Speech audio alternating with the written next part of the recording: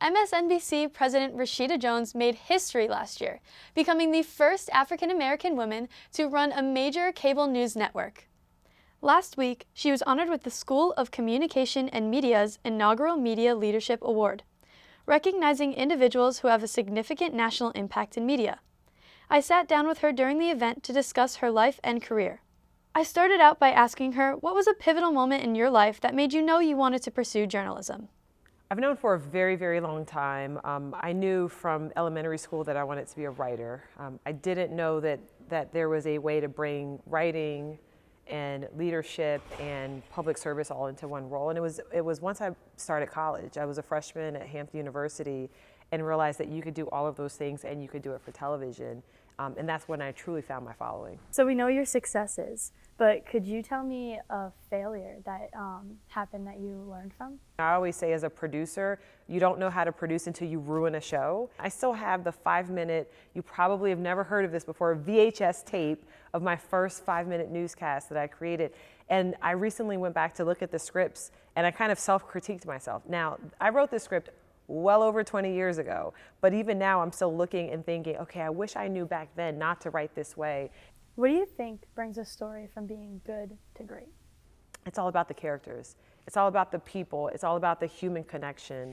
And it doesn't matter what beat you cover, whether it's investigative, whether it's consumer, whether it's business. I think the thing that makes stories sing and the thing that will stick with you are the characters involved.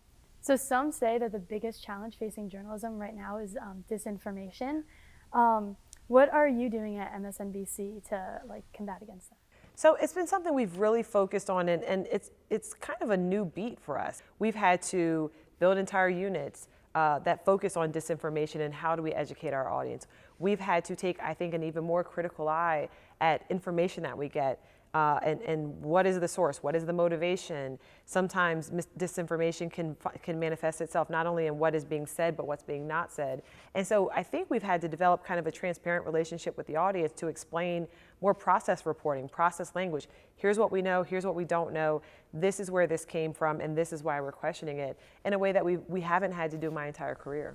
As we get closer to election, I'm sure a lot has gone in on your part for the night. Can you tell us some of the major themes that you'll be covering? We've really focused this election on the issues that are driving voters. And so, there's so many components to covering politics. There's the horse race. Who's ahead? What are the polls saying? What are exit polls telling you about the sentiment? But we've really focused on the issues. What's driving voters to come out and vote for specific candidates? And so things like the economy. Voters are really motivated this cycle about how the economy is affecting them. We call them kitchen table issues. What are issues that are driving people to leave their home, cast a ballot, and vote for a specific candidate? What advice would you give young journalists like us?